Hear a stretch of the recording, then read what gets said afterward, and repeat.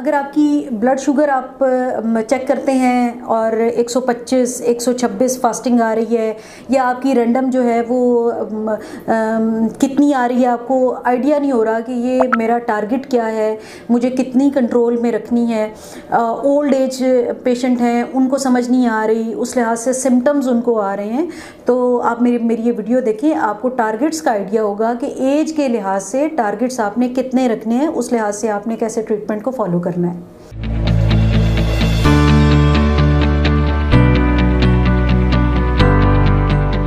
अस्सलाम वालेकुम, मेरा नाम डॉक्टर सुमैया शब्बीर है। मैं as a consultant physician Mayo hospital में और शाम को कैवलरी हॉस्पिटल में अपने फ़राइज़ सर अंजाम दे रही हूँ।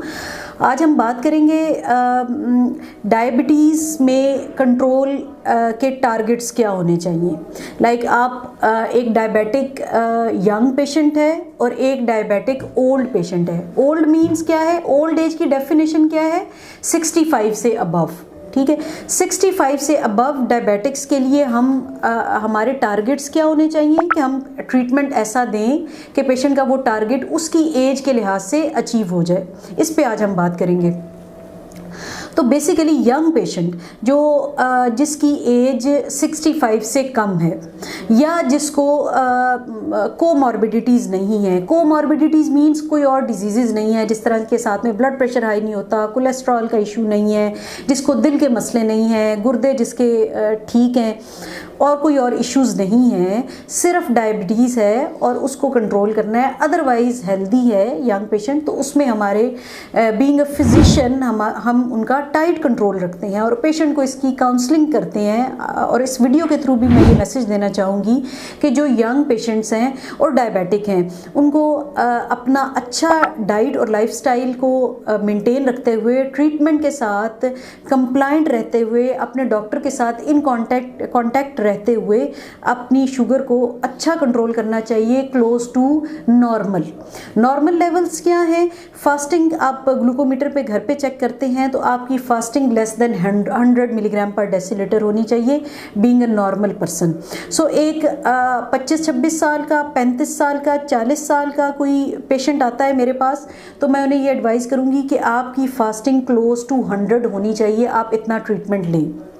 ठीक है, आप अपना लाइफस्टाइल इस तरह से चेंज करें ट्रीटमेंट के साथ। और एक मेरे पास पेशेंट आता है 67 ईयर्स ओल्ड, साथ में उसको शुगर है, उसके साथ उसका ब्लड प्रेशर हाई होता है, साथ में उसके दिल के मसाइल हैं, गुर्दे भी ख़राब हो रहे हैं, या उसको 25-30 साल से शुगर है पुअर कंट्रोल के साथ।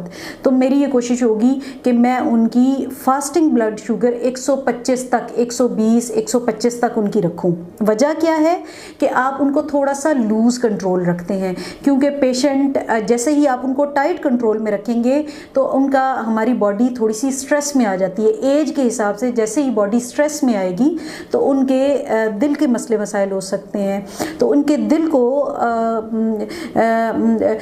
अंजाइना से या दिल के मसाइल से बचाने के लिए थोड़ा सा लूज़ कंट्रोल रखा जाता है। उसमें पेशेंट खुद भी कंफर्टेबल फील करता है।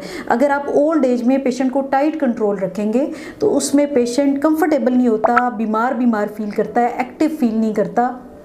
तो उनको पेशेंट की अपनी तबीयत भी के हिसाब से भी और उसके दिल को प्रोटेक्ट करने के लिए थोड़ा सा लूज़ कंट्रोल एडवाइस किया जाता है। और इस सिलसिले में इस वीडियो के तवस्सुत से मैं जितने ओल्ड एज पेशेंट हैं उनको भी मैसेज देना चाहूँगी कि आप अपनी डाइट और लाइफस्टाइल, वॉक और ट्रीटमेंट अपना इस तरह से रखें और अपने डॉक्टर के साथ कनेक्टेड रहते हुए कि आपकी फास्टिंग ब्लड शुगर 120 से 125 तक और रैंडम मतलब खाने के 2 घंटे बाद आपकी शुगर 160 से 180 के दरमियान रहनी चाहिए। और जो यंग पेशेंट हैं जिनके बारे में मैंने कहा कि उनको 100 के करीब उनकी फास्टिंग ब्लड शुगर होनी चाहिए, उनकी रैंडम जो है वो 140 के क्लोज होनी चाहिए, 140 to 150 के अराउंड वो कोशिश करें कि वो अपने लाइफस्टाइल को इस तरह से मेंटेन करें और अपनी ट्रीटमेंट डॉक्टर के साथ इन कांटेक्ट रहते हुए रेगुलरली लें, ताकि उनकी